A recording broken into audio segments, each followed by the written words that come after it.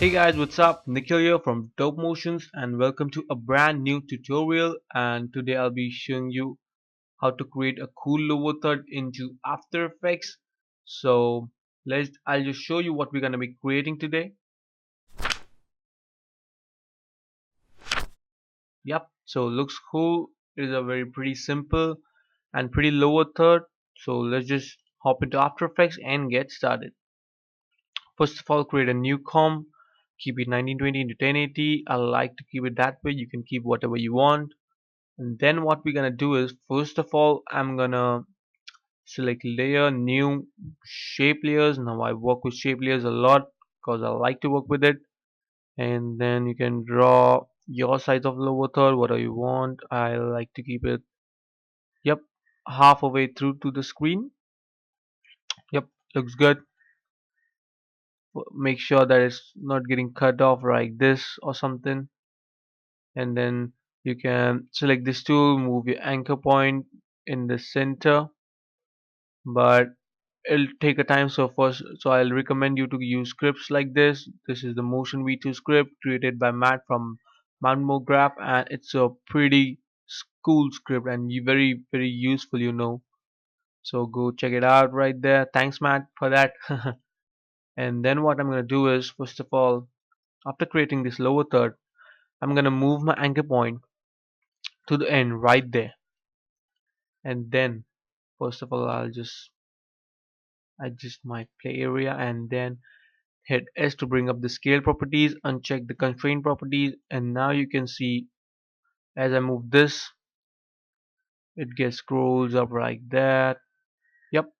So now what I'm gonna do is I'll keep it to -1 or 0. You can keep it, but I'll keep it in -1 and click on the scale properties, and I'll go to about, let's see, 25 frames and bring it up to about, yep, on my way right there. Looks cool. Yep, looks cool. So now you can see it's a very lame animation.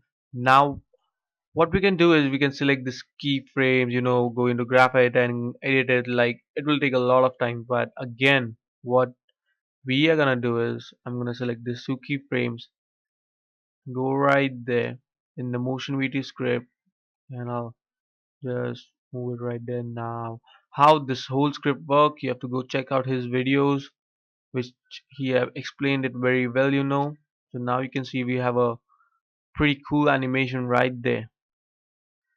Yep, looks cool. So I'll just move my keyframes a little bit forward right there. Yep, so we have a pretty cool animation right there. You can see, looks so cool. And then what I'm gonna do is I'm gonna duplicate it 3 times. Okay, you can do how many times, and play around with it. And then I'm gonna misplace this things right there. First of all, I'll change the color. I'll keep it right a little lighter color. Then I'll go to my second layer and I'll change this color. Let's see, I'll keep it green. Then I go to third layer and I'll keep it, let's see, I'll keep it a blue. Yep, so now you can see we have this cool animation right here. Yep, looks so cool. I'll change this color to like red, which will look a little bit more cool. Yep, looks a little better. Then let's create a background. Right click, go to new solid. I'll name it BG as always, and I'll just keep I'll keep it white for now, so that you can see what we are creating. Yep, half a way through. Then what I'm gonna do is I'll go to it once again when everything is in the frame, and let's create a text. All text in, as always, the motions. Yep, I'll change the color. Let's see, I'll keep it black. No, I'll keep it like, keep it orange because it's my favorite color. You can take time, and create your colors, and everything. So I'll just adjust it right there. I'll add an effect called drop shadow. Now my PC a little slow. It's getting loaded up. I'm sorry for that. Come on, come on, come on. Yep, it's done. I'll type in drop shadow. Yep, so now our text gets a cool shadow right there. And now what I'm gonna do is, as all the layers comes in, I'll just add drop shadow to all these layers pretty quick. So like this, and yep, now it gets a shadow which looks pretty cool. So now when all the layers are in, what I'm gonna do is I'm gonna select this text, go to right about there, select the text, hit P on the keyboard to bring up the position properties now, and then keyframe it, go to 10 frames, and then bring it under the lower third right there. Yep. So after doing that, what I'm gonna do is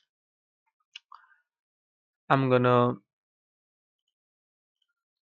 select my main layer, the lower third layer of the lower third, and control D, duplicate it, and then type in black.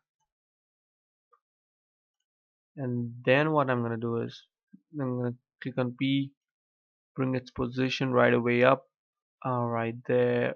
Let's see. Yep. And then change its color to black. And then what I'm gonna bring this black layer above a text and go to track matte. If it's not there, go right click on this, go to columns and click in your track matte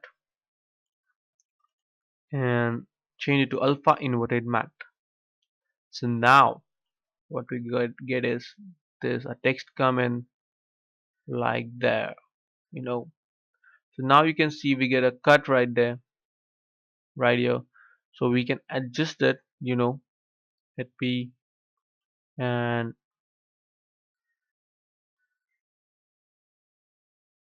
yep. So it's done.